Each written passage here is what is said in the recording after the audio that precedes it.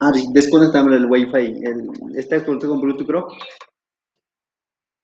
Contame. ¿De qué? Amigo, si me das tu cámara. Normal. Desconéctame. Está conectado tu laptop. ¿De qué? El audio, quiero. Ah, ¿me quieres? Altavoz. Pues dame ya tu cámara rápido.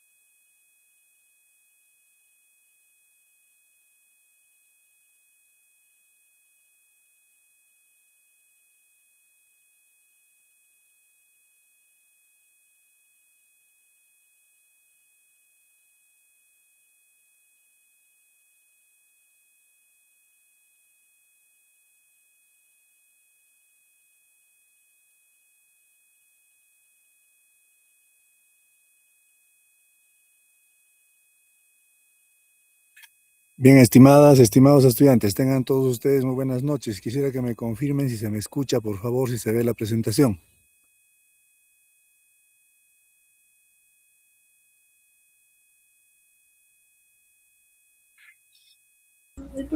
Profesor, buenas noches. ¿Qué tal? Buenas noches. Bien, vamos a continuar entonces con nuestras clases de nuestro Docente, curso buenas noches. Ciudadanía y Desafíos Éticos. ¿Qué tal? ¿Cómo están? Ya, vamos a recordar brevemente lo que hemos hecho la semana pasada, ¿ya? Me queda un temita que estaba pendiente de trabajar con ustedes.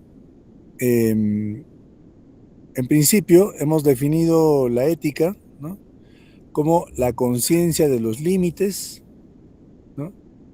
Es la experiencia de la mesura, ¿no? En ese marco de la conciencia de los límites, que implica moderación, comedimiento, ¿no? Porque estos límites hacen posible la convivencia humana, ¿no? Es lo que hemos dicho. Y sobre todo, hacen posible que esta convivencia humana tenga sentido. Por eso es que estos límites deben de ser salvaguardados, respetados, ¿no? Y hemos visto este video, ¿no?, de este fragmento de la película Troya, donde uno de los personajes sale de los límites que estaban establecidos, por más, digamos, cruentos que hayan sido los hechos, ¿no?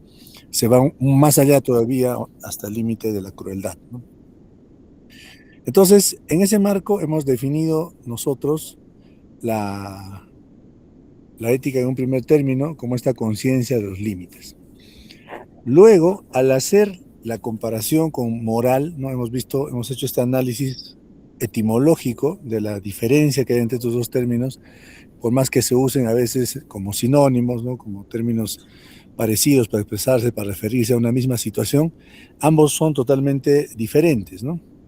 ¿Por qué? Porque por el proceso que ha tenido de encuentro con una cultura, ¿no? En el caso del ethos, que pasa al castellano, se castellaniza directamente como ética, ¿no? Tiene todo un proceso de enriquecimiento cultural. Lo mismo cuando pasa por el latín, con el mos mores, ¿no?, que se traduce al latín en primer lugar y después recién se traduce al castellano como moral, tiene también un enriquecimiento y el término asume una personalidad propia también, ¿no?, el moral. Entonces, por ética hemos definido como el carácter, el modo de ser, ¿no?, que es un proceso más dinámico, que implica, ¿no?, esta reflexión filosófica que hemos dicho sobre cuál es la correcta o mejor forma de conducir nuestras vidas. Mientras que por moral, ¿no?, hablamos de cuestiones ya más establecidas, ¿no?, de parámetros que tienen que ver con las costumbres, con los hábitos que asume una determinada colectividad, una determinada persona. Entonces, es un conjunto de normas que regulan, según las perspectivas culturales, la forma de conducir nuestras vidas. Es decir, por moral, ¿no?, por un sistema moral, entendemos este conjunto de normas, de preceptos, etcétera, que una comunidad ha adoptado, ¿no?, como sus principios, digamos, orientadores de su vida social, de su convivencia. Y esto lo consideran como algo positivo, ¿no?, como algo positivo. El otro grupo, digamos, humano que está cerca, ¿no?, con el otro grupo humano vecino, digamos, otro que está lejano, etcétera, ¿no?, pero que es diferente, puede asumir otro sistema de valores también diferente. Por eso se habla que hay varias morales. Y muchos sistemas morales tienen que ver también, o están vinculados de alguna manera también a principios religiosos, ¿no?, también están vinculados a principios también legales, ¿no?, etcétera.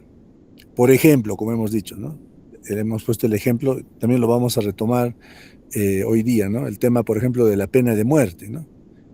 La pena de muerte, ¿no?, es una práctica que va a ser incorporada, ¿no?, a todo el sistema de administración de justicia de algunos países. Otros países lo van a rechazar, ¿no?, porque en el marco del criterio, de la manera como entienden la justicia, se aplica esto o no se aplica también, ¿no? Como digo, depende de la manera como entienden la justicia.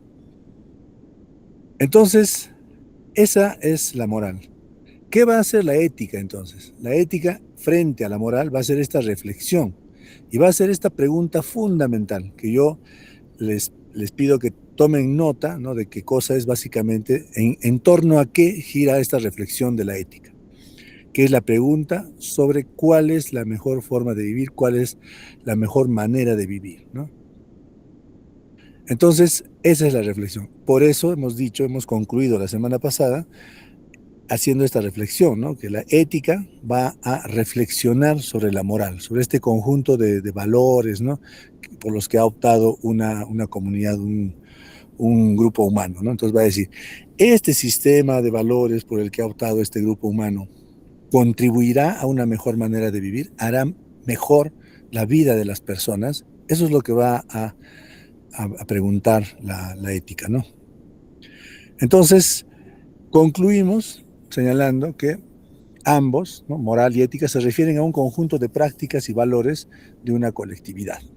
Una que plantea este conjunto de prácticas y valores, y el otro que va a hacer una reflexión, esta pregunta, si este sistema de valores es correcto o no.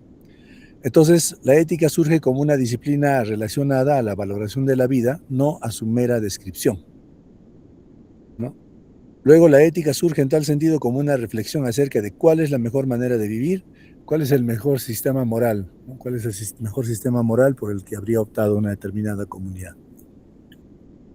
La ética no describe entonces, emite un juicio, ¿no?, cuál es la mejor manera de vivir, las mejores prácticas, mejores costumbres de una sociedad.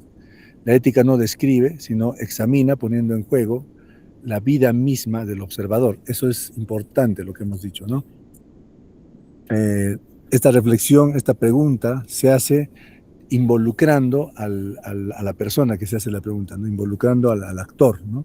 Eso es importante, no se hace esta pregunta de afuera, ¿no?, como meros observadores, sino que nos involucra, y sobre todo la respuesta nos involucra, ¿no? Porque si decimos cuál es la mejor manera de vivir, ¿no?, y proponemos una mejor manera de vivir, la propuesta que hacemos respecto a esta mejor manera de vivir no es para los otros, sino es para todos, incluyéndonos en primer lugar a nosotros, ¿no? ¿Ya? Y concluimos señalando que la moral es la adopción de un sistema de valores, son los estándares exigibles porque están socialmente vigentes, tienen más que ver con la vigencia social, como hemos dicho, el sistema de valores, preceptos que va a asumir una comunidad.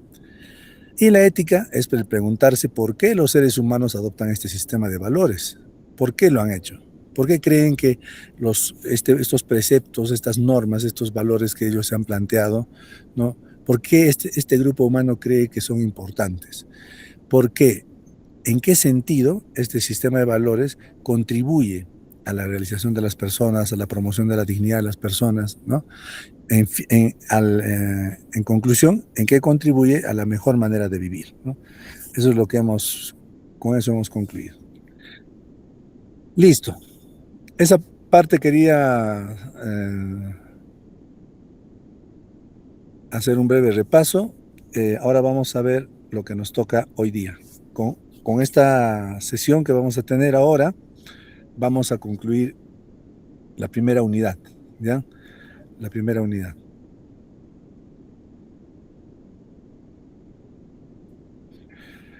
Y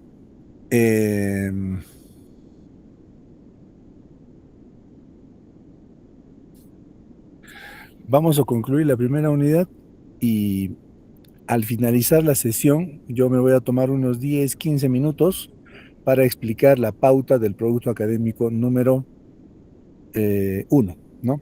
Entonces, son 3 actividades que ustedes tienen que realizar para tener la nota del curso, ¿ya? 3 actividades tienen que realizar. ¿Cuáles son esas actividades? A ver.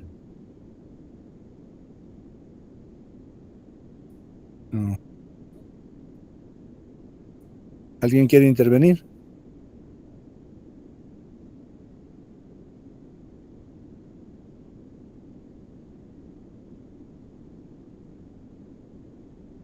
Gary, Salas, Daisy, Ruth, Texi, adelante.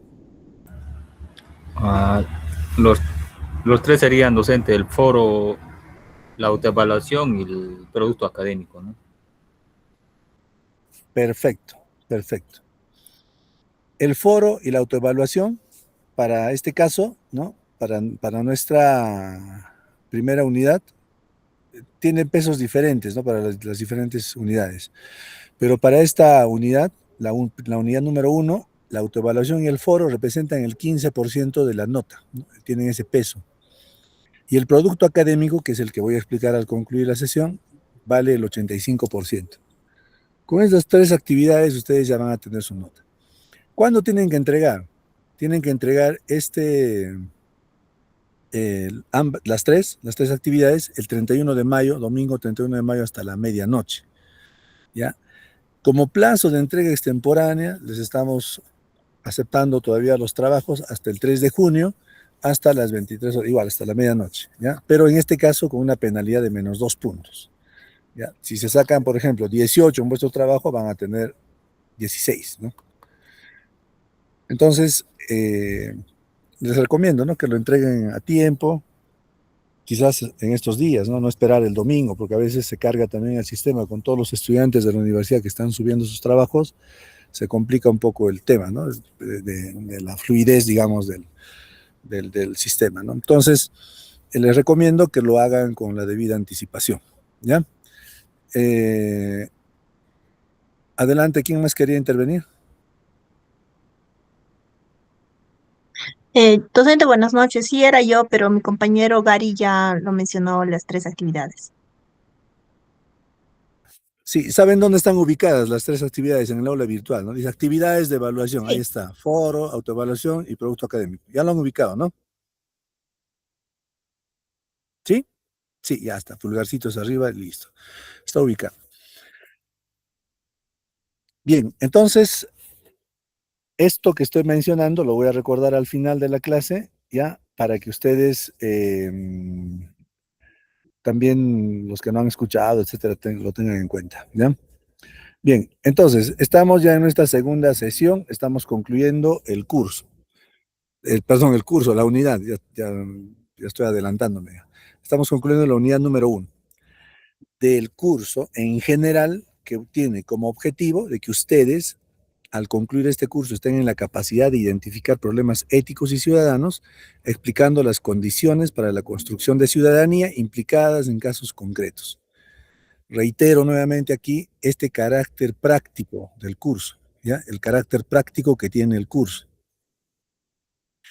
Por eso, los productos académicos, como lo vamos a ver ahora en el primero, están orientados justamente a reflexiones que tienen que hacer ustedes sobre casos que les vamos a plantear, ¿ya? Y aplicar los conceptos que estamos utilizando, los instrumentos que estamos utilizando en el curso, aplicarlos a la práctica, ¿ya?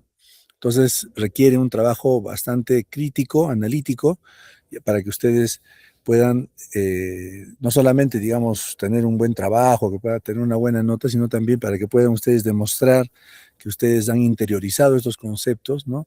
Y los pueden aplicar en la práctica.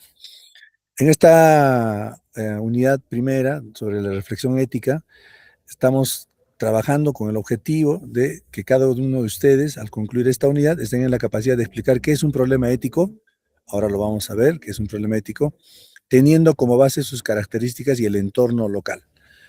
Claro, para llegar al problema ético hemos entendido en primer lugar qué cosa es la ética, que lo hemos diferenciado de la moral. Eso es lo que hemos hecho en el primer eje temático. Ahora vamos a trabajar tres ejes temáticos. Primero, la prudencia como virtud ética, el paradigma aristotélico. Y la autonomía como realización moral, el paradigma kantiano. Y por último, vamos a hacer unos ejercicios referidos a lo que serían los problemas éticos. Bien, ya hemos repasado acá el tema de la programación. Bien, sobre esto va a ir el trabajo, estimados, ¿ya? Sobre esto va a ir el trabajo. El nivel de entendimiento que ustedes van a tener sobre esto que yo les voy a explicar ahora, y seguramente lo que también pueden profundizar y van a hacerlo, ¿no?, en los materiales que tenemos en el aula virtual, sobre esto va a ir el trabajo de la primera unidad. Los paradigmas de la ética. El paradigma aristotélico y el paradigma kantiano. ¿Ya? El paradigma aristotélico y el paradigma kantiano son básicamente reflexiones, ¿no?, reflexiones y respuestas dos tipos de respuestas que se han dado a esta pregunta que hace la ética. ¿Cómo debemos vivir? ¿Cómo podemos vivir mejor? A estas preguntas se han respondido a lo largo de la historia a través de estos dos filósofos. Como ustedes ven, hay un tiempo bastante largo entre uno y otro, ¿no? La distancia. Estamos hablando de Aristóteles, 384 antes de Cristo, y más de 10 siglos adelante tenemos a Immanuel Kant, que plantea también su paradigma en 1724, cuando nace, ¿no? Entonces, ha habido todo un tiempo que el paradigma aristotélico ha estado, digamos, en vigencia hasta que haya habido una nueva respuesta desde Kant, ¿no? ¿Qué es lo nuevo que va a traer Kant? ¿Cómo va a, digamos, a confrontar y a mirar, a dar una respuesta no mejor, sino diferente a lo que plantea Aristóteles? Eso es lo que vamos a hacer ahora. Entonces, frente a estas preguntas, como ya les he mencionado, de cómo debemos vivir, cómo podemos vivir mejor, frente a estas preguntas, en Occidente se han construido estos dos paradigmas. En resumen, el paradigma aristotélico o el paradigma consensualista, ya el mismo nombre lo dice, ¿no? Es un paradigma que habla de consensos, ¿no? O el de la ética del bien común, donde se privilegia valores comunitarios y la tradición. Estos términos que yo estoy mencionando, yo los voy a, ahora en las siguientes láminas, lo voy a ampliar un poco, pero el resumen es esto, tienen que tenerlo bien en claro y tenerlo presente cuando en el trabajo se les pregunte, ¿no? Define el paradigma aristotélico, entonces se define así, ¿no? El paradigma consensualista. Es decir, una comunidad que por consenso, un grupo humano que por consenso asume un determinado marco de valores, un determinado marco normativo que va a organizar su vida, ¿no? ¿Por qué? Porque ellos creen que esto va a contribuir al bien común. Entonces, en este paradigma se privilegia los valores comunitarios. Es otro elemento muy importante del paradigma aristotélico. Ustedes van a revisar otras fuentes seguramente en internet, etcétera. Si pueden también ponerle al chat GPT o no sé, a las otras inteligencias artificiales con las que quizás a veces interactúan. No es tan precisa a veces la respuesta, sobre todo sobre este elemento de los valores comunitarios, ¿no? Las respuestas más se centran en, cuando se habla de Aristóteles, en el tema de la felicidad, por ejemplo, que no es, sí es, digamos, un tema importante, pero no es el tema central, digamos, del planteamiento de Aristóteles en lo que se refiere a la ética, ¿no? Entonces, estos dos elementos fundamentales, los valores comunitarios, la comunidad y la tradición, ¿no? La tradición. Eso tiene un fuerte peso en lo que define Aristóteles como su paradigma de la ética. Es decir, ¿no? Ya hemos dicho, este grupo humano se organiza y cree, ellos están convencidos de que este sistema de valores, ¿no? Va a contribuir al bien común de ellos, ¿no? Y a eso ajustan su vida. Todos tienen que comportarse. Si dicen, hacer esto es bueno, todos lo tienen que hacer. Hacer esto es malo, todos no lo hacen, ¿no? Evitan hacerlo. Entonces, el peso fundamental que tiene acá es la tradición. ¿Y por qué? ¿Por qué? Porque se da en el marco de la comunidad. La tradición, ¿por qué decimos la tradición? Porque es son estos parámetros adoptados que se van a ir repitiendo, ¿no? De generación en generación, ¿no? Por eso se llama tradición y ese es el peso que va a tener. Seguramente ustedes han escuchado hablar, ¿no? Cuando siempre, a veces se les pregunta, oye, ¿por qué haces esto? ¿No? Y te dicen, en mi pueblo se hace así siempre lo hemos hecho. En mi país se hace así siempre lo hemos hecho. Entonces, ese es el peso que te da la tradición, ¿no? Porque te da esta norma de comportamiento. ¿Por qué te comportas así? ¿Por qué actúas de esa manera? ¿No? Porque en mi país así siempre se hace, en mi comunidad, en mi pueblo, en mi grupo humano, ¿no? Así siempre se hace, ¿no? Esto ha regido por más de 10 siglos, como les he comentado, ¿no? Entonces, luego viene el paradigma kantiano. Kant se va a llamar este paradigma también como universalista. ¿Por qué? Porque Kant va a desarrollar estas teorías, lo que se llaman los grandes universales, ¿no? Eh, que va a hablar de, por ejemplo, la paz perpetua, la paz universal, etcétera, ¿no? Entonces, es un paradigma que privilegia la racionalidad, ¿no?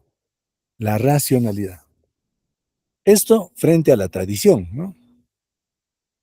Porque la tradición casi es una repetición, ¿no? Automática de lo que ya se tiene acordado, de lo que ha acordado la comunidad, ¿no? Pero en este caso no, dice, vamos a razonar, dice, ¿no? Vamos a razonar. Y un tema muy importante, que también ustedes lo tienen que mencionar cuando se les pregunta sobre esto, la libertad de las personas. O sea, eres libre y sabes pensar. Esa consideración fundamental es la que, digamos, contribuye Kant, ¿no? Parece, porque es un racionalista también, ¿no?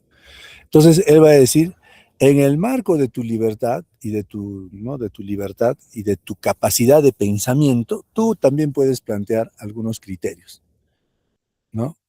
Entonces, ¿quién es el que tiene libertad? Es la persona individual, ¿no? Entonces, va a reflexionar también sobre la ética en ese marco de la importancia de la persona individual. Mientras que en lo aristotélico, el peso fuerte lo tiene la comunidad. En Kant va a tener un peso fuerte el individuo, la persona, ¿no? Una sola, que tiene libertad y que tiene raciocinio, ¿no? Mientras que en el caso de Aristóteles se va a privilegiar más la comunidad, ¿no? Donde va a tener un fuerte peso la tradición, ¿no? Y el consenso que va a asumir esta tradición, esta comunidad, perdón, y que se va a repetir, ¿no?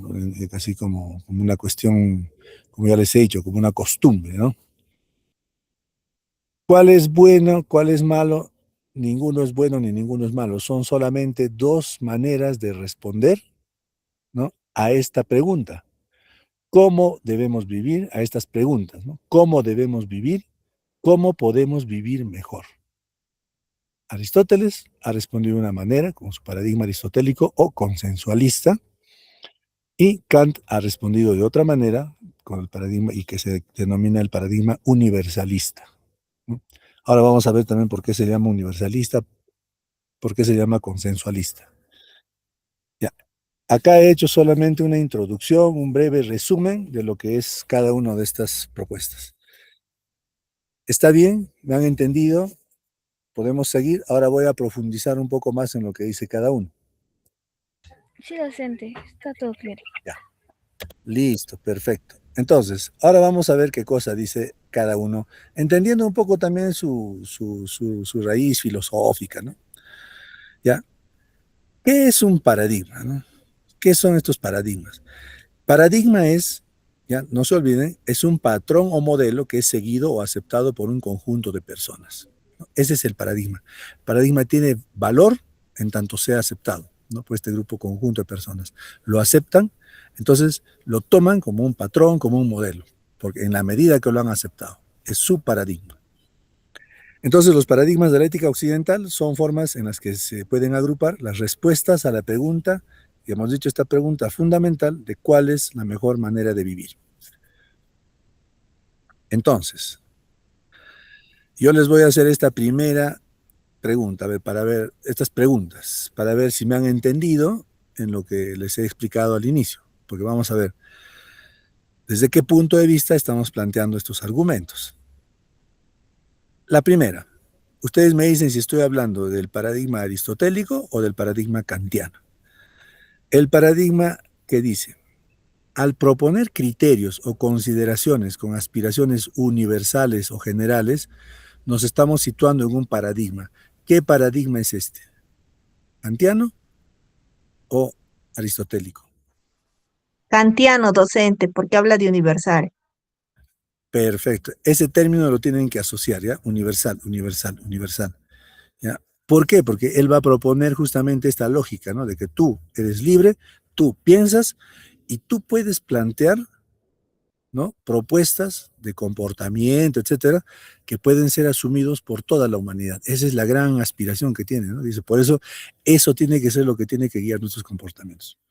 Entonces, cuando proponemos criterios o consideraciones que dependen del contexto, nos situamos en otro paradigma. ¿Qué paradigma es?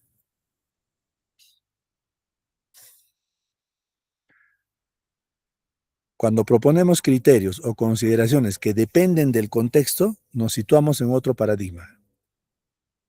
Si el primero es kantiano, El segundo es aristotélico, ¿no? Porque son Aristoteliano. solamente, sí, Aristóteles. Entonces, dice, cuando proponemos criterios o consideraciones que dependen del contexto, es decir, que dependen de lo que ya está establecido, ¿no? Estas consideraciones, criterios, comportamientos, de lo que ya está establecido, es decir, no hay nada que ya tú vas a proponer, ¿no? Sino que ya está establecido. Estamos hablando de este paradigma, que es el paradigma aristotélico o consensualista. Nuevamente, un repaso antes de ver en detalle cada uno, ¿no? El paradigma universalista habla de la ética de la autonomía, ética de la justicia. ¿Y esta justicia es para el grupito con el que vivo? No. Es una justicia universal, porque busca una justicia para todos, ¿no? Mientras que el paradigma consensualista habla de la ética del bien común, es más circunscrita, digamos, a un territorio, a una comunidad, la ética de la felicidad, ¿no? Y tiene como peso fundamental la tradición como criterio valorativo central. Miren esta afirmación, ¿eh? La tradición como criterio valorativo central. Es decir, esta comunidad ha decidido seguir los preceptos A, B, C, ¿no? Esos son sus valores y eso ya lo han establecido y eso lo mantienen así, como una tradición que va de generación en generación, ¿no? Entonces, cuando decimos la tradición es el criterio valorativo central, lo asumido por la tradición, es decir, tus actos o los actos de los miembros de esta comunidad se van a valorar en la medida que se ajusten a esto que está establecido. Te dice, si tú cumples desde chiquitito, te dicen, ¿no? A, B, C, entonces estás obrando bien, ¿no?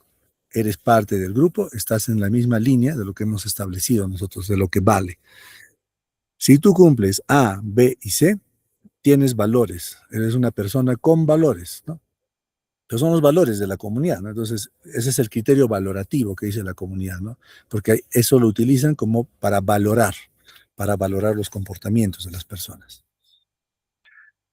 Bien, entonces, ahora vamos a ver un poco, bueno, lo que nos dice cada uno, ¿no?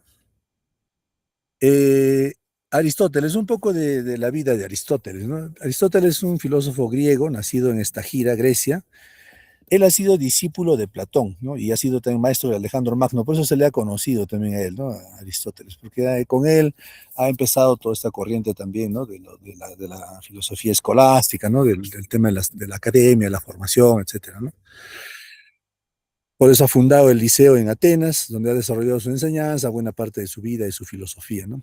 Y su pensamiento se conoce que, bueno, ha influido en Occidente por más de 2000 años. No solamente era filósofo en esos años, ¿no? Estamos hablando del 384 a.C., los conocimientos que manejaba todavía la humanidad eran, digamos, no eran de mucho volumen, ¿no? No comprendían mucho volumen de información, ¿no?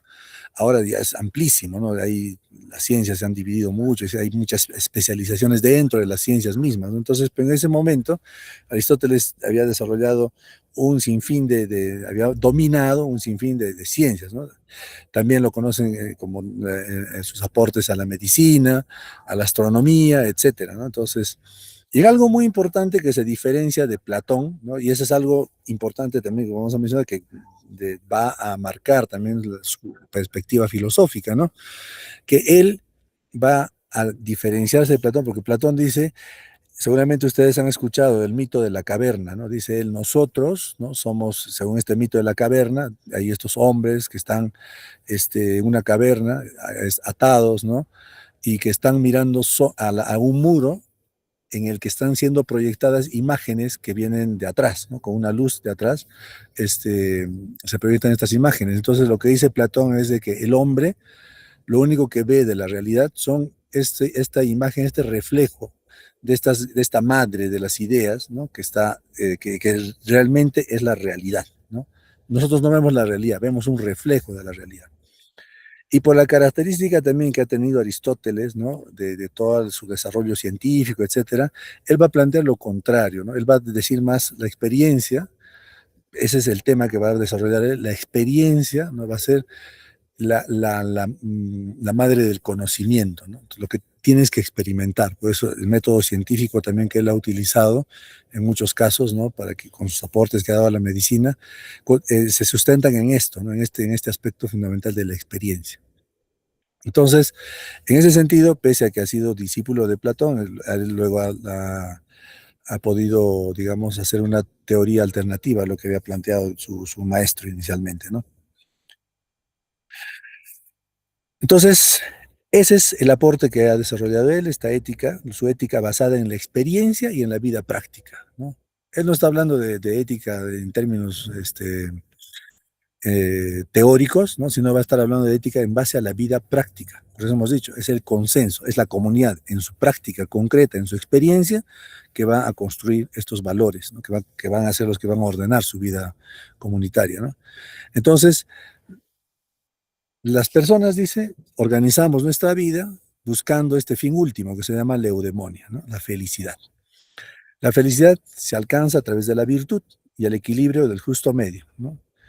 Entonces, la idea central que él tiene es de que la ética no es solo teoría, sino una gran guía que sirve para vivir mediante hábitos virtuosos.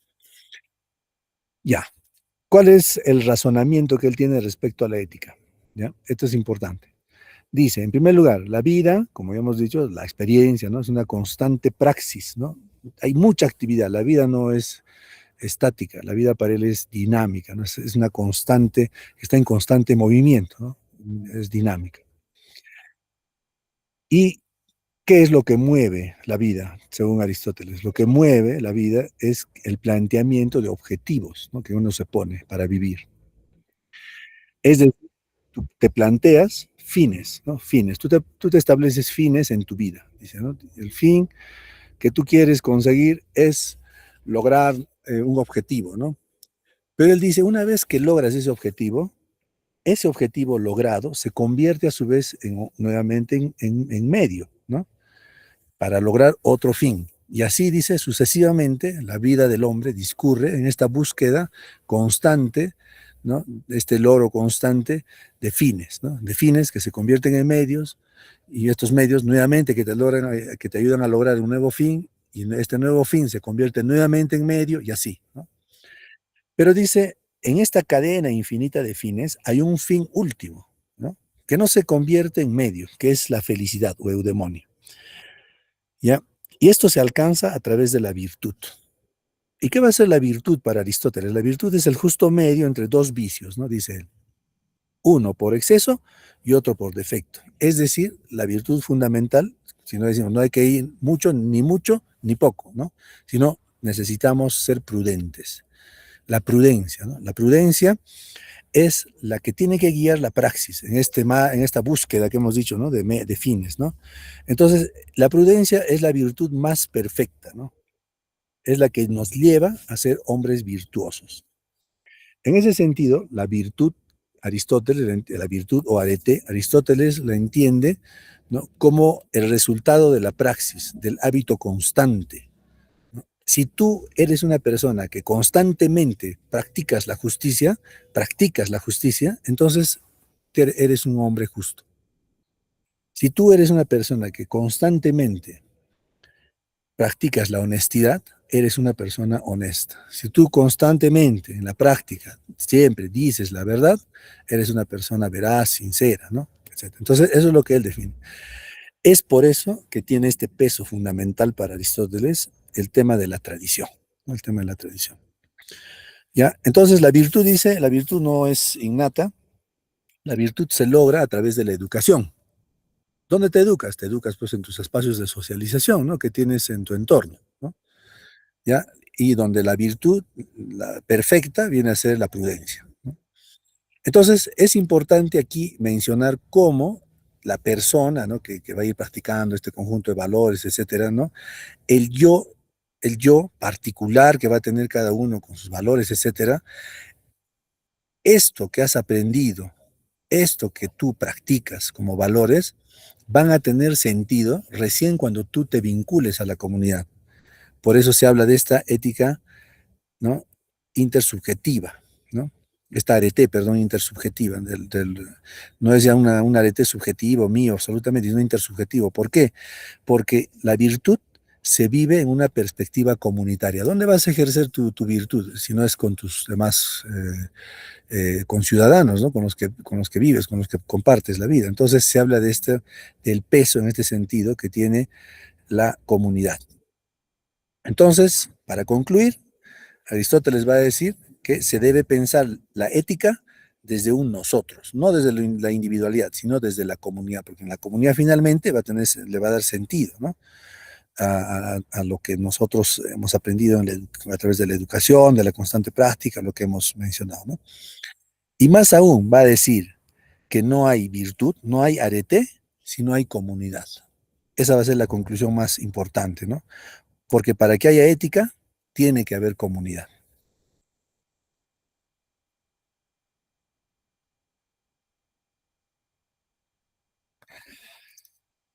Ahora tenemos a Kant, ¿no?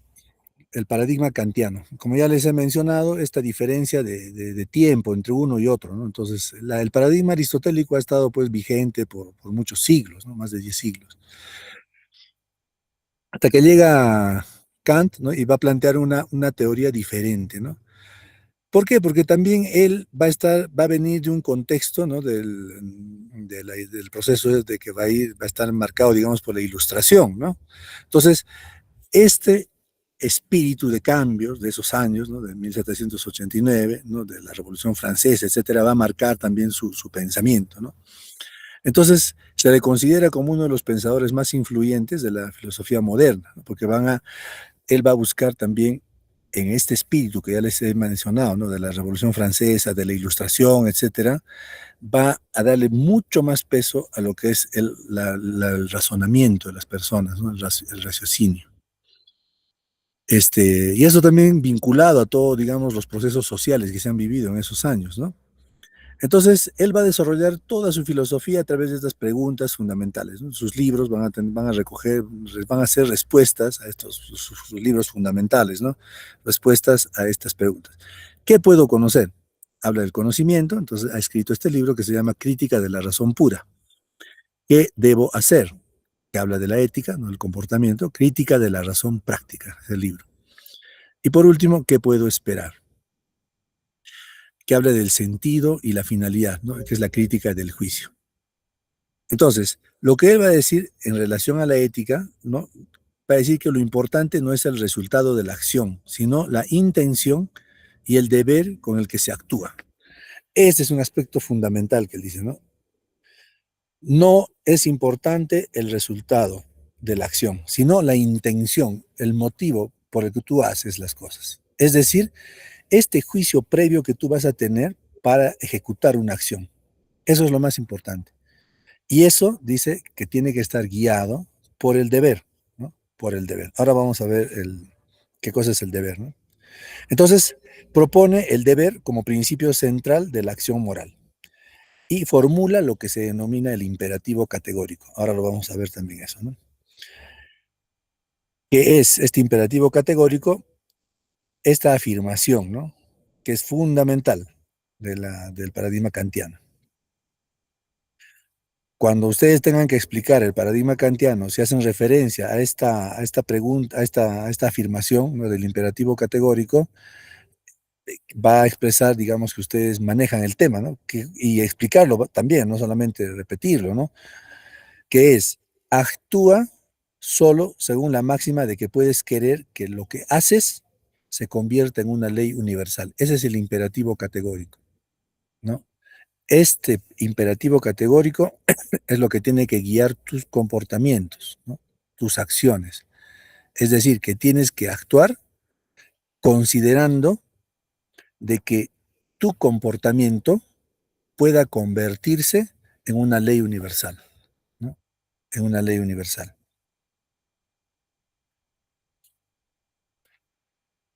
Entonces, en concreto, lo que él plantea, la ética kantiana, dice que toda ética debe ser formal, es decir, universal, racional.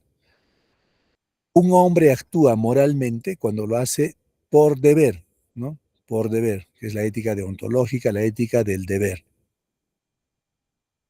La necesidad de una acción por respeto a la ley, eso es muy importante, eso tiene que identificarse, someterse a la ley por respeto a ella. Y él cataloga tres tipos de acciones, ¿no? Primero, acciones contrarias al deber, acciones conformes al deber y acciones por deber. Esas son las acciones que realmente poseen valor moral para Kant.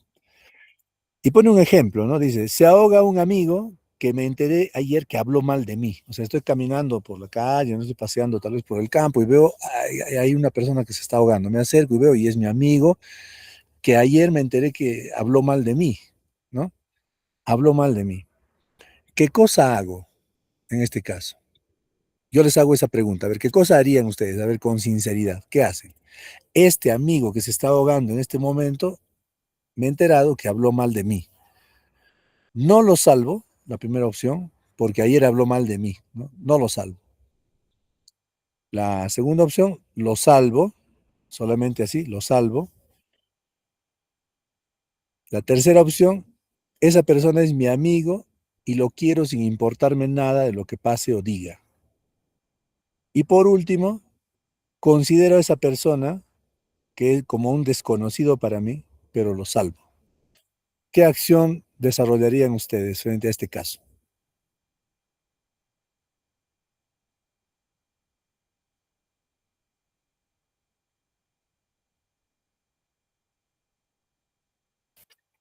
¿Se me ha escuchado la pregunta? Sí, docente. Ya, a ver, ¿quién Bueno, quiere? en mi caso yo tomaría por opción la cuarta. Considero a esa persona que es un desconocido para mí, pero lo salvo.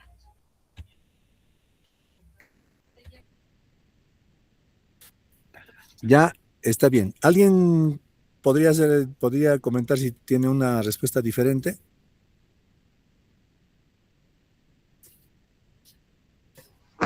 Profe, concuerdo con mi compañera también.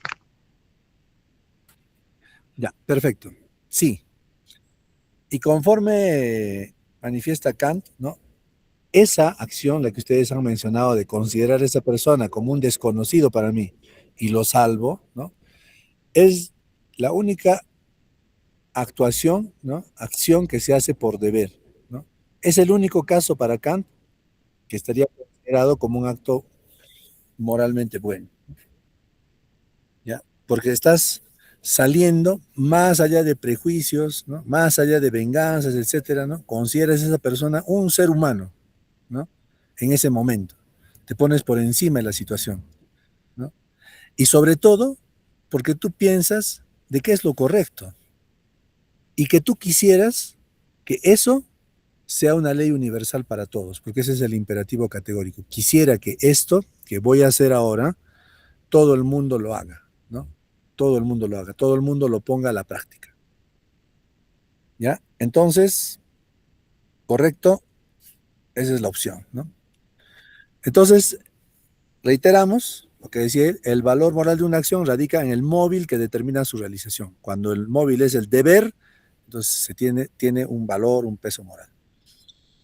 ¿Cuál es el principio que tiene que orientar esta acción? Es el imperativo categórico, la máxima o imperativo categórico. Obra de tal modo que puedas querer al mismo tiempo que se torne en ley universal, ¿no? Ese comportamiento que vas a implementar, que vas a desarrollar, ese comportamiento tú quisieras, tienes esa aspiración de que se torne en ley universal. Eso es el imperativo categórico. Entonces, para Kant, lo importante es este juicio que se hace previo a la acción, ¿no?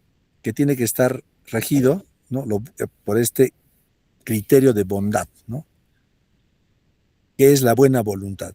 Y no es solamente una buena voluntad, digamos así, retórica, ¿no? Sino que es el deseo de hacer siempre las cosas de manera adecuada.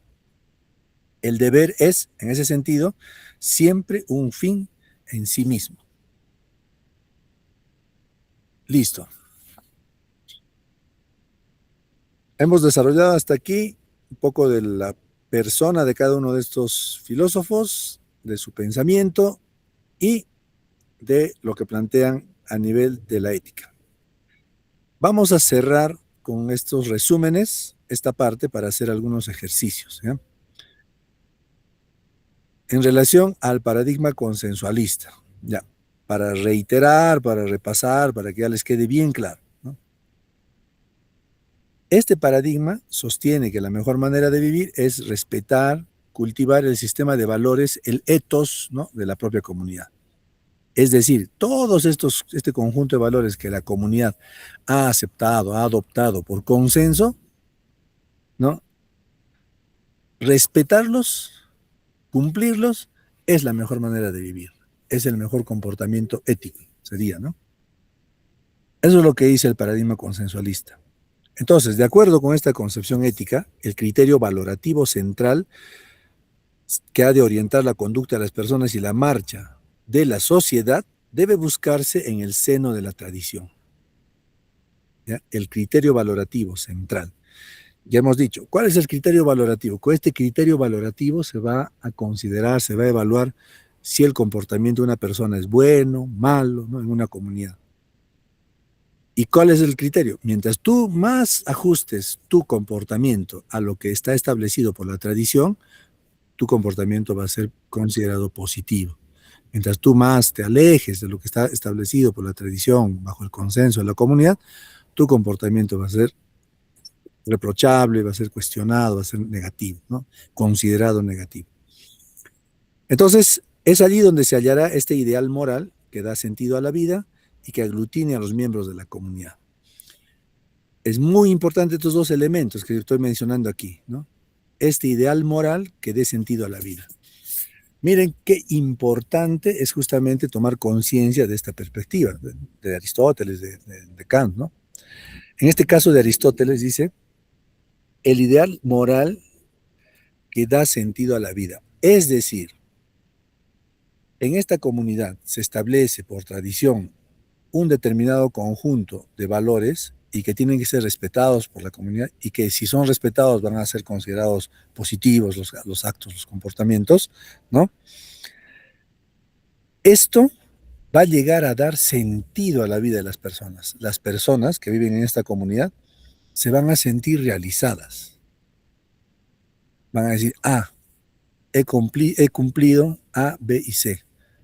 Mi vida tiene sentido. Está muy bien, van a decir, está muy bien. Es correcto, ¿no? Miren qué fuerte peso tiene esta concepción. Y lo otro, va a servir también como un criterio aglutinante a las personas. Es decir, el ajustar tu comportamiento hacia este sistema de valores te va a dar identidad, ¿no? Te va a dar identidad. Y la identidad que compartes, digamos, con tu grupo, ¿no? Y lo que decíamos en este ejemplo que les mencionaba, ¿no?, bastante, digamos, común, trivial, que se usa a veces estos términos. Se dice, así siempre lo hemos hecho, yo en mi comunidad lo hacemos así, en mi pueblo, en mi país, siempre lo hacemos así, ¿no? Eso, y te da identidad. Yo soy esto que estoy actuando, esto que estoy ejecutando, esto que estoy poniendo en práctica, ¿no? Yo soy, porque a las finales eres tú, ¿no? La persona que asume y se hace, digamos, encarna esta tradición, ¿no? Listo. Por otro lado, el paradigma universalista.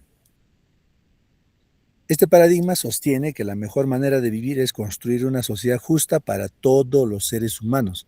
Acá ya no estamos hablando de una comunidad que asume un sistema de valores, acá estamos hablando de toda la humanidad, ¿no? Este va a ser el paradigma, este va a ser, digamos, uno de los fundamentos de este paradigma, ¿no?, universalista. Por eso se llama universalista, porque queremos de que se plantee para toda la humanidad, ¿no? Entonces, de acuerdo con esta concepción, el criterio orientador de la conducta de las personas y la marcha de la sociedad debe buscarse en un ideal imaginario de convivencia que promueva. ¿Qué tiene que promover en este modelo, ¿no?, de convivencia? El respeto de la libertad de cada individuo, ¿no?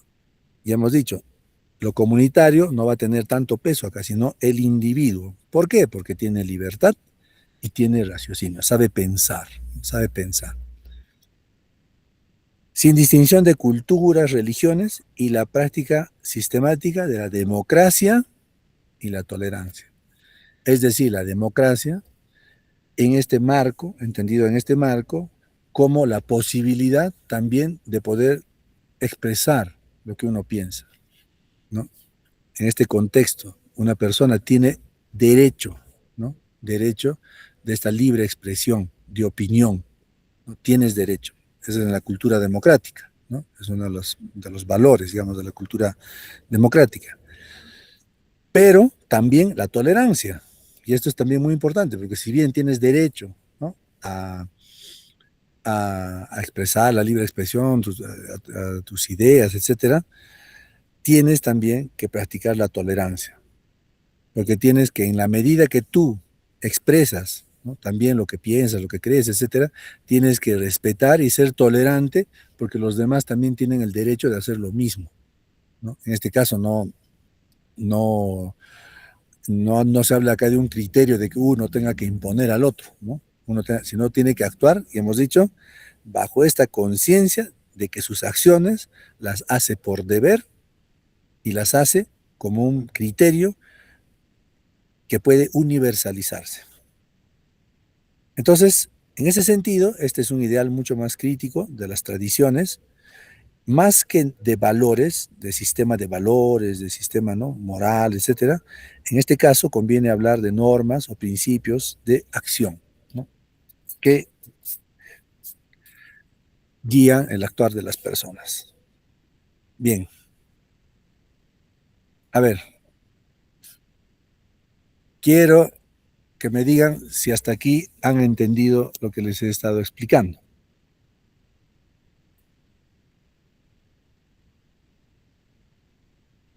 Ya, hay varios pulgarcitos.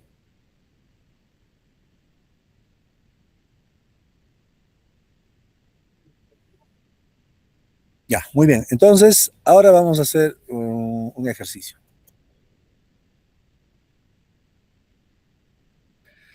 Vamos a hablar sobre la eutanasia. Seguramente ustedes han conocido este caso de Ana Estrada, ¿no? Bueno, ha sido bastante difundido este caso, ¿no? Ana Estrada ha querido reivindicar un derecho que ella, digamos, ¿no? ha propuesto, ¿no? Lo ha hecho suyo, ¿no? Y quería de que a nivel también legal, ¿no? Se le pueda asistir en este marco de su búsqueda, ¿no? Por una calidad de vida, lo que ella llamaba. No tenía calidad de vida, decía ella, ¿no? No tenía calidad de vida. ¿Por qué? Porque tenía esta enfermedad degenerativa y que iba a acabar con ella en un mediano plazo, ¿no? Entonces ella estaba reivindicando esta posibilidad de que se le deje tomar la decisión, ¿no? Sobre su vida, ¿no? De acabar con su vida. ¿Ya? Entonces, la práctica de la eutanasia pues, no está legalizada en nuestro país, ¿no? No está legalizada en nuestro país. ¿Ya? Entonces, yo quisiera preguntarles, ¿qué piensan de la eutanasia? ¿Ya? ¿Qué piensan de la eutanasia? Primero, ¿ya? Primero, ustedes reflexionan sobre qué piensan de la eutanasia, su opinión sobre la eutanasia. ¿Ustedes creen que la eutanasia debería legalizarse en nuestro país? ¿Ya? Esa es la pregunta. ¿Creen que la eutanasia debería legalizarse en nuestro país? Una vez que hayan dado su respuesta, quisiera que me digan, ¿esa respuesta que me han dado es universalista o consensualista? ¿Ya? Vamos a dar 2 minutos para que puedan pensar. Si la eutanasia, desde vuestro punto de vista, debe legalizarse o no en nuestro país. Y claro, van a decir, no solamente sí debe legalizarse, no, sino dar la razón. ¿Por qué debería legalizarse o por qué no debería legalizarse? Muy bien, esa respuesta la dan y después ya hacen un juicio sobre la respuesta que han dado. En un segundo momento, me tienen que decir si esa posición que están tomando ustedes respecto a la eutanasia es universalista o es consensualista. Ya vamos a hacernos una autocrítica nosotros, ¿no? No una autocrítica, un análisis, ¿no?, de nuestra respuesta. ¿Ya? Entonces, 2 minutos y empezamos a participar. Los que quieren también pueden participar en el chat. Los que quieren también pueden intervenir.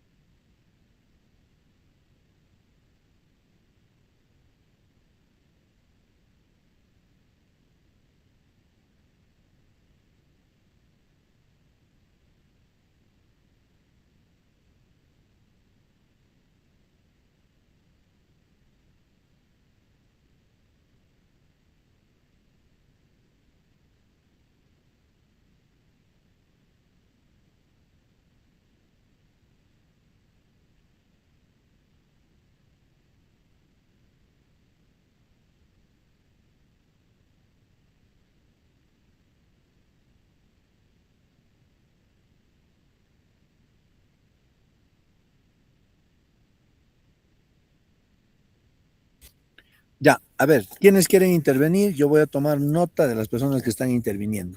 Su respuesta, su posición personal respecto a la eutanasia, y luego me dicen en qué paradigma ubica su posición personal. ¿Quiénes se animan a intervenir? Vamos a ver en el chat también si hay algunos. Aquí no hay nadie todavía. Ya, listo. A ver, vamos a ver. Déjenme hacer una captura acá de los que están queriendo intervenir. Ya, empezamos por... Un segundo. Un segundo.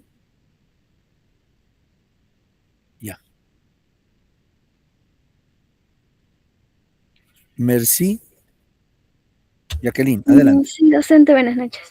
Bueno, mi opinión respecto a que si debería legalizarse la eutanasia, yo creo que sí, porque hay algunos casos que hay algunas personas que, bueno, no hay alguna cura para ellos, ¿no? Y por eso, por ende, es lo que como decisión propia toman de que ya no quieren continuar. Entonces, a veces hay que aprender, yo creo, a respetar esas decisiones, porque tampoco se puede obligar a nadie, ¿no?, a seguir así. En pocas palabras, decir que esté sufriendo más. Bueno, y reflexionando a partir del paradigma, yo creo que es universalista. Perfecto, merci. Te felicito, has entendido muy bien, tu ejemplo está perfecto. Luego voy a hacer un comentario más, ¿ya? Pero para no quitar el tiempo a los demás compañeros, gracias, merci. Daisy Ruth, perdón, Cico Tordoya. Docente, la eutanasia no debería ser obligado, ¿no? Y también debería ser voluntario. Hacer una encuesta antes de que la persona esté enferma, ¿no? Por ejemplo, cuando esté en su sano juicio, como diríamos, ¿no? Y ya poder decidir siempre y cuando, porque a veces los familiares, por no ver una carga o ver el tema del sufrimiento, toman esa decisión y también debería ser aprobada, ¿no?, por la misma persona, el mismo paciente, ¿no? Y es universal, ¿no, docente? Sí, perfecto, perfecto. Pero tú le has puesto un punto, un añadido, ¿no? De que se debería de hacer una evaluación un poco más exhaustiva a la persona, siempre respetando su autonomía, como lo has manifestado, ¿no? Se debería hacer esta evaluación un poco más exhaustiva para que su decisión tenga pues un fundamento, ¿no? Y que no sea, digamos, una cuestión de que, bueno, como ha habido casos, ¿no? Entonces también dices, estoy en depresión, ¿no? Me quiero morir, ¿no? Entonces, no es eso, ¿no? Sino que es una situación, casos de enfermedad terminal, donde la persona, digamos, está viendo muy, muy comprometida su calidad de vida, este juicio adicional, ¿no?, que se hace, ¿no? está muy bien, y es también en el paradigma universalista tu planteamiento. Daisy Correcto, Ruth, docente. ¿qué nos comentas? Sí, docente, buenas noches. Bueno, más yo me inclinaría por el paradigma kantiano, porque Kant, sobre todo, ¿no? En el tema de la eutanasia, dice que la moral eh, no depende de las emociones ni de las consecuencias, sino del deber y del respeto absoluto a la vida humana. Una persona es racional y por eso no podría quitarse la vida. Entonces, la vida debe protegerse siempre, incluso en situaciones difíciles, porque la dignidad humana no depende del dolor o de la enfermedad. Y bueno, profesor, como yo soy católica, yo respetaría bastante esta posición, ¿no? Tu propuesta entonces es cuidar, Kantiana, cuidar a ver, la salud. Bueno, cuidar la cuidar la salud vida en este caso, y ya. la Ahí vida tú humana, estás, por el tema ahí de la creo dignidad. que está muy bien tu reflexión, Daisy, Ruth, pero la evaluación que haces sobre tu reflexión, yo creo que más estaría orientada al paradigma consensualista, ¿no? El paradigma de aristotélico, ¿no? Porque dices el fuerte peso que tiene la tradición. Y has mencionado incluso la religión católica.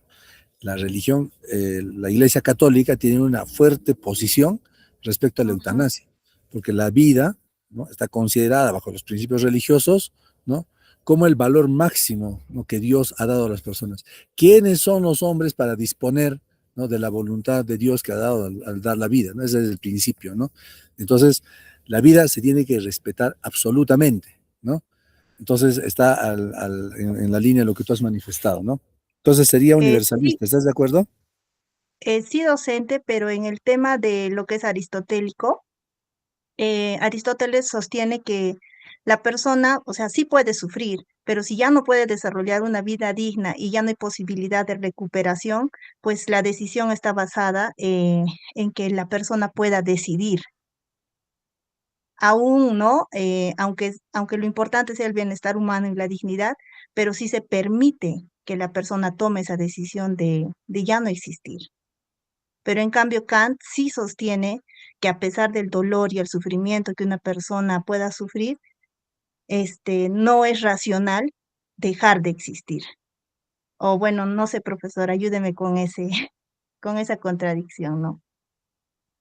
Sí, está bien tu reflexión, solamente que has un poco confundido las apreciaciones, ¿no? Los paradigmas. Cuando dices tú que sí debería respetarse la posición de la persona individual, la decisión, eso tú estás afirmándolo desde el paradigma universalista, ¿no? Porque Aristotélico. no, No, porque cuando tú perdón, sí, dices kantiano. kantiano, pero cuando Ujú, tú dices no, la vida se tiene que respetar por encima de todo, ¿no? ujú, No hay excepciones. Entonces ahí le estás dando mucho más peso a la tradición. Y en la tradición vamos a poner, ujú, en ese paquete, vamos a poner la iglesia, los principios religiosos, legales, etcétera. Entonces ahí tú lo vas a mencionar así, ¿no? Entonces, eso ujú, es aristotélico, ¿no? El peso que tiene la tradición. ¿Por qué? Porque está establecido. Tú, te puedo decir, la Constitución lo dice, ¿no? La Constitución lo dice, ¿no? La vida, la persona, es el fin supremo de la sociedad. ¿Cómo vas a quitarte la vida, ¿no? También te puedo ujú. fundamentar desde el punto de vista legal, ¿no? Legal, religioso, te puedo decir, esto ya está establecido, no se discuten, no hay excepciones. La tradición, la ley, la iglesia lo tienen establecido ya, ¿no? Entonces no se te puede aceptar este pedido que estás haciendo de aplicarte la eutanasia. Sin embargo, cuando tú mencionas de que sí puede haber una excepción donde la centralidad se tenga, ¿no?, de la escucha a la persona individual, ¿no?, en su sufrimiento, etcétera, y dices casi como que se puede hacer una excepción a la norma, a todo lo que está establecido por la tradición, ya es una situación diferente, estamos hablando del paradigma kantiano, ¿no? Y creo que tú también ya lo tienes ya identificado así, ¿no? Sí, docente, gracias por la aclaración. Gracias a ti también. Listo, vamos a ver algunos comentarios acá en el chat. A ver, wow, bastantes comentarios, ya vamos a ver algunos, ¿ya?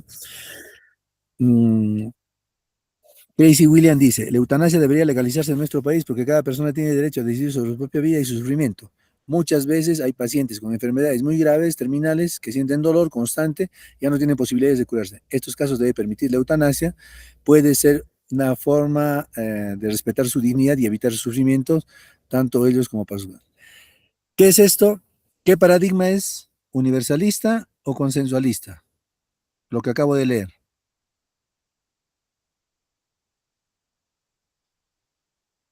Es universalista, ¿no? Porque está planteando cómo desde lo pequeño, desde una experiencia individual, puede, ¿no? Plantearse esta posibilidad. Patrick Paul nos dice, sí considero que la eutanasia debería legalizarse en el Perú bajo estrictas normas, porque algunas personas sufren enfermedades incurables, dolores muy fuertes y deberían tener el derecho de decidir sobre su propia vida o morir con dignidad. También permitiría evitar sufrimientos innecesarios tanto para el paciente como para su familia. Eso no ha mencionado acá, no ha hecho su análisis, ¿no? Ya bueno, otro. José Guanaco Díaz dice sí, porque las personas que al contar con una enfermedad o discapacidad no se sienten bien, ¿no? Entonces debe inclinarse a la eutanasia, para ello respetar su opinión. ¿Esto es universalista o consensualista? A ver, les pregunto. Dice que se tiene que respetar la opinión del individuo, de la persona. Es universalista, ¿no? Ronald nos dice, sí, porque muchas personas padecen muchas enfermedades que no tienen cura y sufren mucho. Ya no ha hecho también el análisis de su respuesta. Edward Luis dice, debería legalizarse porque permitiría que las personas con enfermedades terminales y con problemas mentales, como la depresión, puedan decidir sobre su propia vida y poner fin. ¿Ya? Esto es universalista. Perfecto. Muy bien, Edward. Lo has hecho muy bien. Melissa, Elizabeth, docente, buenas noches. Yo estoy de acuerdo con que la eutanasia sea legal. Muy bien. Ya no hace una evaluación de su respuesta. Yeniri Mer Yerli. Pienso que la eutanasia sí debería legalizarse en el Perú, pero como reglas muy estrictas y acompañamiento psicológico, médico, porque no todas las personas que quieren morir realmente desean acabar con su vida, sino terminar con el sufrimiento. ¿Ya? Y mi postura se acerca más al consensualismo, no, tu postura se acerca más al universalismo, estimada Yeniri. Elías Condori dice, considero que la eutanasia puede ser una opción válida para los pacientes con enfermedades terminales. Muy bien. ¿Cómo lo evalúa él? Universalista. Perfecto. Y está muy bien el ejemplo que pone, ¿no? La particularidad para enfermos con enfermedades terminales. Dice, para ese caso, sí, dice, podríamos universalizarlo, ¿no? Dalia Angeli dice, sí debería porque nosotros no podemos obligar a una persona a sufrir, ¿no? Etcétera. El paradigma universalista. Perfecto también, Dalia. Iván Guamaní, respetar su autonomía, porque la persona y su calidad de vida es un paradigma universalista, porque la vida humana tiene valor sagrado y se basa en la vida y es un don supremo y que eh, nadie, ni el propio individuo, ni el Estado tiene potestad de cuándo terminarla. Muy bien, ¿esta afirmación es universalista o consensualista, estimados?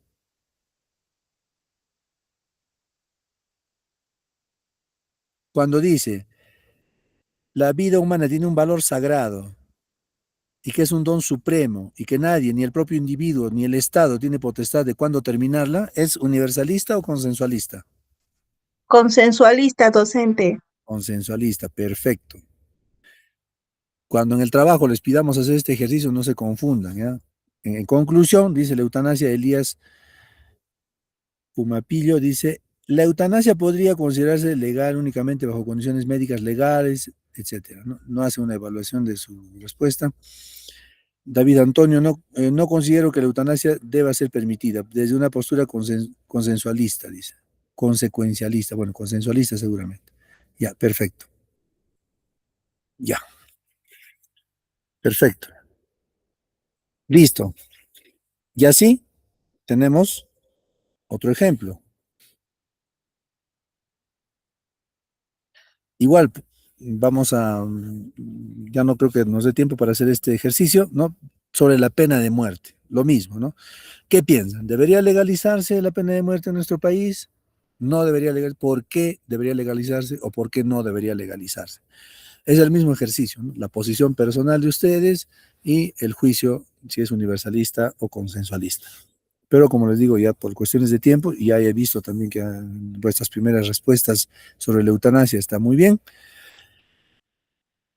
Vamos a pasar ya a la parte de la conclusión. Ya hemos visto el paradigma universalista, consensualista, ahora vamos a ver los problemas éticos.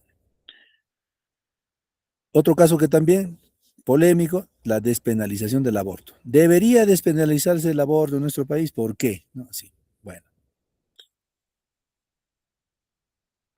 listo. Entonces, ahora vamos a ver acá, este Nerput, no, ya. Segundito, van a disculpar, acá está viendo. Tenía otros ejercicios, ya.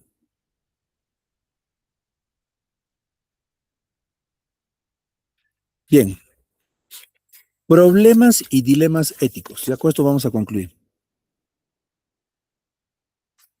Hay una diferencia entre ambos, una diferencia fundamental entre lo que es un problema y un dilema. Ya entendemos, ¿no?, que las personas, nosotros, los hombres, tenemos raciocinio, tenemos libertad, es decir, podemos elegir, ¿no?, y dominar nuestros propios actos. ¿Por qué? Porque nos planteamos metas y hacia esa meta caminamos, ¿no? Y en base a esa meta vamos tomando decisiones, ¿no?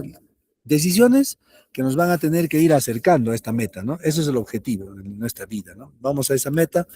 En ese sentido tenemos ese autodominio de nosotros. ¿Por qué? Porque tomamos decisiones.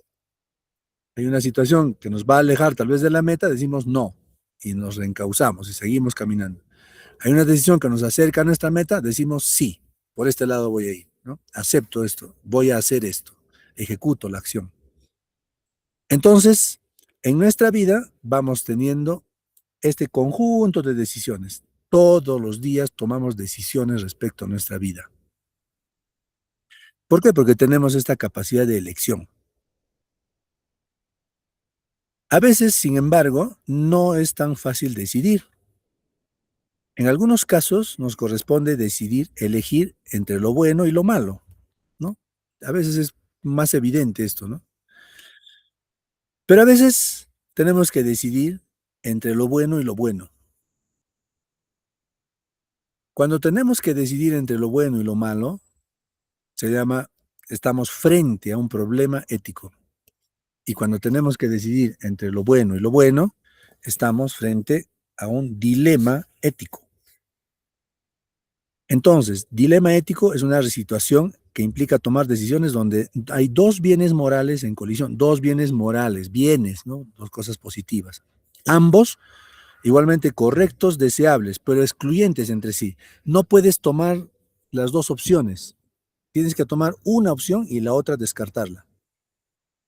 Entonces, ¿cuál es la prueba de que estás frente a un dilema? Por la decisión que tomes siempre te va a dejar insatisfecho. Por otro lado, el problema ético es una situación que atenta contra el ejercicio de un valor, ¿no? Porque se pone en cuestión un valor, un principio, un deber, una prohibición de la ética en la convivencia humana. Entonces, frente a una situación un poco crítica. No hay estas dos opciones positivas, sino una es positiva y una es negativa. Y tienes que decidir, ¿no? Una es correcta y la otra no. Entonces, puede también que se trate de una pregunta, de una situación, etcétera, donde tienes que elegir, ¿no? Y aquí lo más importante es de que tú sepas identificar si estás frente a un problema ético o a un dilema ético. Porque a veces la realidad nos puede disfrazar las cosas, ¿no? Nos puede disfrazar las cosas. Nos puede presentar situaciones anómalas, irregulares, ¿no? Como valores, ¿no? Como valores. Ya, y eso es muy importante que nosotros lo sepamos identificar, ¿no? Lo sepamos identificar.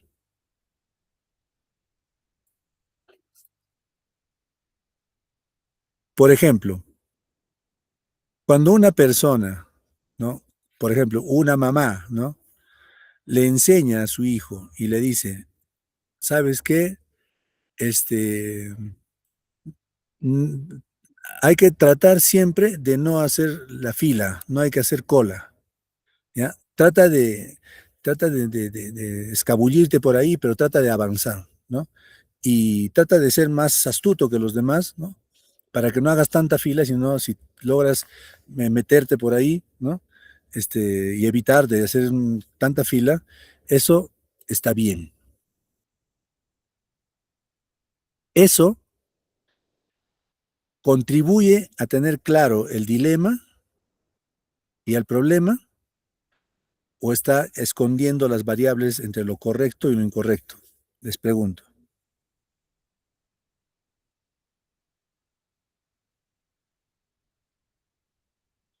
¿Se me está escuchando?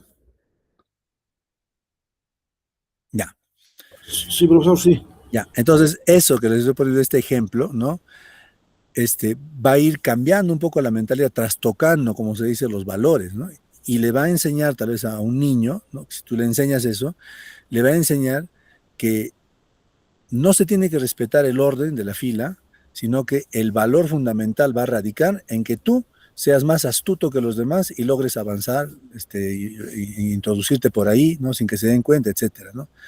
En ese caso, como vamos a ver en muchos otros casos en nuestra realidad, ¿no? Los valores, estos valores que están trastocados, ¿no? No nos permite identificar entre lo bueno y lo malo.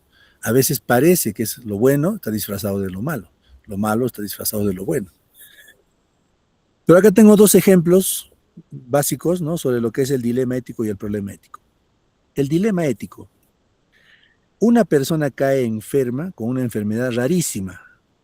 Una operación podría salvarle la vida, pero tiene un porcentaje muy pequeño de efectividad. Si la familia autoriza desconectarla, podría donar muchos órganos y salvar muchas vidas. Acá está claro, ¿no? Esta sensación de inconformidad que te deja el tomar una decisión. Si tú dices, bueno, hagamos un esfuerzo más, esta operación, ¿no? Aunque hay mucha probabilidad de éxito, pero quiero hacerlo, haces la operación, pero luego dices, ay, y si hubiera tomado la otra decisión de donar los órganos, ¿no? Igual, si hubieras tomado la decisión de donar los órganos, siempre dices, te preguntas, ay, y si hubiera tomado la decisión de hacer la operación, ¿no? Ambas propuestas son válidas, ¿no? Y el problema ético, mañana empiezan mis exámenes finales y no he tenido notas muy buenas, pero hoy es el cumpleaños de mi mejor amigo, miren, a mi mejor amigo, lo estoy planteando así, ¿no? Es mi mejor amigo. ¿Debería quedarme a estudiar o acompañar a mi amigo en este día tan especial? Es mi mejor amigo, pero no he tenido buenas notas en los exámenes finales. ¿Qué decisión voy a tomar? Aquí estamos frente a un tema, ¿no? Que nos plantea estas dos posibilidades, ¿no? Lo bueno y lo malo, ¿no? Parece que no se logra identificar. Si te digo mi mejor amigo, ¿no? Tal vez hasta lo podrían pensar, ¿no? Decir, sí, ¿qué tal? Estaría bien la amistad, etcétera, ¿no? Pero por eso empiezo señalando. Mañana empiezan mis exámenes y no he tenido buenas notas, ¿no? No he tenido buenas notas. Eso te ayuda a ubicarte también en la decisión que vas a tomar. Bien. Y así tenemos un conjunto de decisiones que vamos a ir tomando, ¿no? En la vida, entre los dilemas, ¿no? Entre la libertad, la humildad, la integridad, la justicia, la libertad, el respeto, la inclusión, la generosidad, etcétera, ¿no? Eso estamos hablando de dilemas. Listo. ¿Está claro hasta aquí este tema de dilemas, problema? Ya lo han identificado muy bien con los pulgares. Ahora vamos a ver rápidamente, estimados, el producto académico número 1.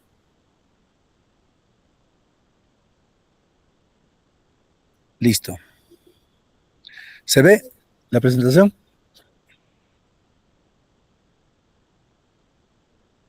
Listo. Miren, vamos a trabajar estos temas en este trabajo. La ética, paradigma aristotélico, paradigma kantiano y problema y dilema ético. ¿Qué tienen que hacer? Acá les estamos poniendo 3 links, ¿ya? 3 links, A, B y C. Uno es de Amnistía Internacional, ¿ya? El otro es del Observatorio de Derechos Humanos. el tercero es de la UNICEF, ¿ya? ¿Qué tienen que hacer? Selecciona una de estas 3 plataformas, una nomás de las 3, y elige una noticia o caso o reporte que tenga una antigüedad menor o igual a 6 meses. No tiene que ser muy vieja la noticia, ¿ya? O el caso o el reporte. No más de 6 meses, tiene que ser relativamente reciente, de una de estas plataformas. Una vez que han escogido, por ejemplo, si yo digo en Amnesty International, muy bien, acá escojo mi noticia, mi caso, que no tenga una antigüedad no mayor de 6 meses, con esa voy a trabajar todas las siguientes preguntas. ¿Qué tienes que hacer? Analiza el caso elegido y responde a las siguientes indicaciones aplicando los conceptos estudiados en clase. Reflexiona sobre las implicancias éticas involucradas. Primero, describe el caso y analízalo desde el concepto de la ética. Incluye en tu respuesta el daño identificado y la definición de ética desarrollada en el curso incorporada en referencia APA de la plataforma consultada. Tienes que poner la noticia que has identificado como en referencia APA 7, ¿no? Y escribir todo lo que se te está pidiendo en 250 a 300 palabras. Segundo, explica cómo la idea de la prudencia, ¿no? Ética aristotélica, podría aplicarse en el análisis del problema o problemas éticos presentados en el caso. Para responder a la pregunta, explica lo desarrollado en el curso sobre la ética aristotélica. 250 a 300 palabras. Por último, explica lo aprendido sobre la moral kantiana, señala cómo esta perspectiva nos permite identificar problemas morales mostrados en el caso. Para responder a la pregunta, incorpora la definición de autonomía planteada por Kant. Acá tienen los documentos para trabajar ética. Acá está Justi, para trabajar el tema de lo que hemos visto, los paradigmas, Adela Cortina, etc. No se olviden de los criterios de presentación. Utilizar el procesador de texto. Ya, yo no me hago mayor problema si lo presentan en PDF, en Word, ¿no? En el formato que ustedes deseen, pero copien todas las preguntas y resuelvan todo. Letra, tamaño Arial, ya. El nombre del archivo, no se olviden, PA1 y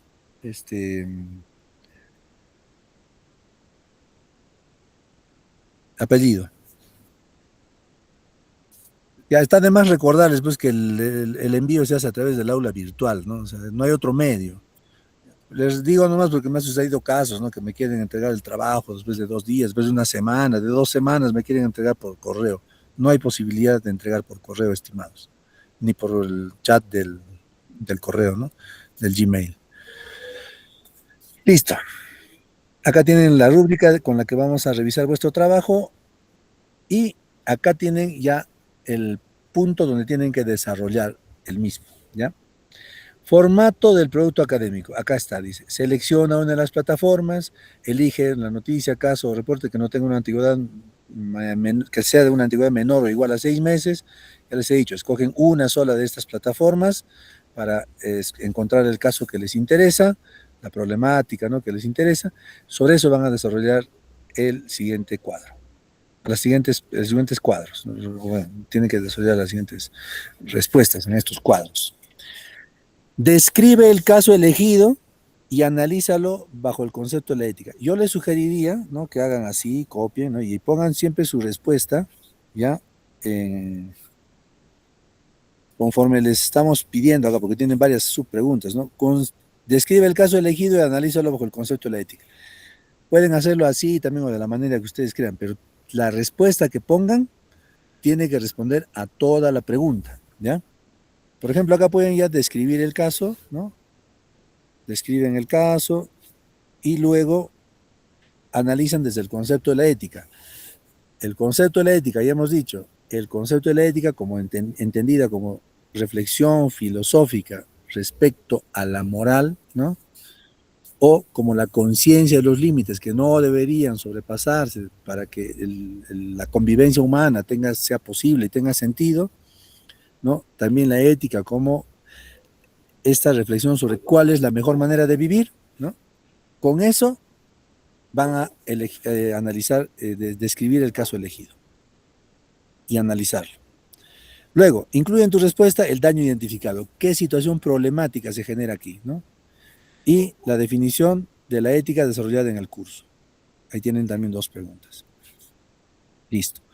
Luego, lo mismo, ¿no? Explica cómo la idea de prudencia, desde la ética aristotélica, podría aplicarse en el análisis del problema o los problemas éticos presentados en el caso. Para responder a la pregunta, explica lo desarrollado en el curso sobre la ética aristotélica. 250 a 300 palabras. Me han preguntado en algún caso, ¿me puedo pasar 10 palabras? No hay problema, ¿no? O sea, tampoco no vamos a ser muy, digamos, exigentes en este punto, ¿no? Lo que sí les vamos a pedir es de que su respuesta sea bastante concreta, ¿no? No se extienda.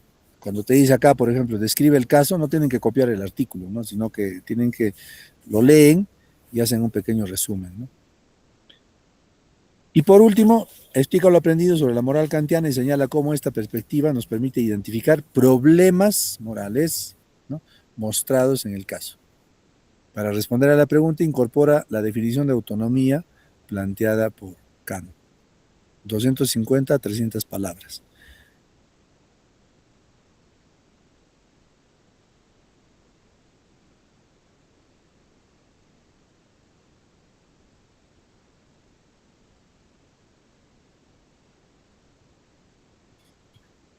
Listo. ¿Tienen alguna pregunta hasta aquí, estimados?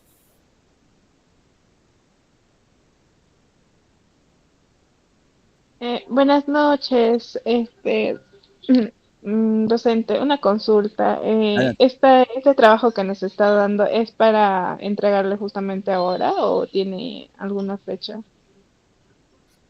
A ver, vamos a repetir, no hay problema. Para la unidad 1 tenemos 3 actividades que se tienen que entregar, desarrollar en el aula virtual. Una es el producto académico que acabo de presentar, ¿no?, que tienen que desarrollarlo y ponerlo en el aula virtual hasta el 31 de mayo. La otra es la autoevaluación y la otra es el foro formativo. Tienen que participar en el foro formativo. Foro formativo y autoevaluación valen el 15% de la nota y este producto académico el 85% de la nota. Fecha de entrega el 31 de mayo. ¿Está atendida tu preocupación? Sí, docente, disculpe, es que no le había escuchado bien. Eric Fabricio, ¿quieres comentar algo, preguntar algo?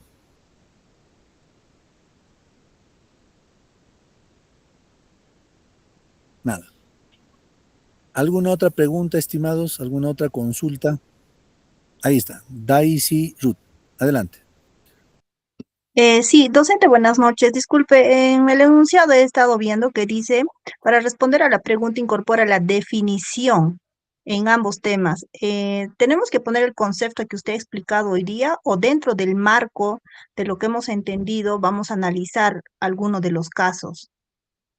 O sea, O tenemos que poner, sí, sí, perdón. cuando nos hablamos de la definición, yo les he ya recordado los conceptos que hemos trabajado. Ahora, si ustedes quieren mejorar, por ejemplo, ampliarlo un poco, por ejemplo, con lo que trabaja Justy, el material está acá ¿no?, en la misma consigna, lo pueden hacer,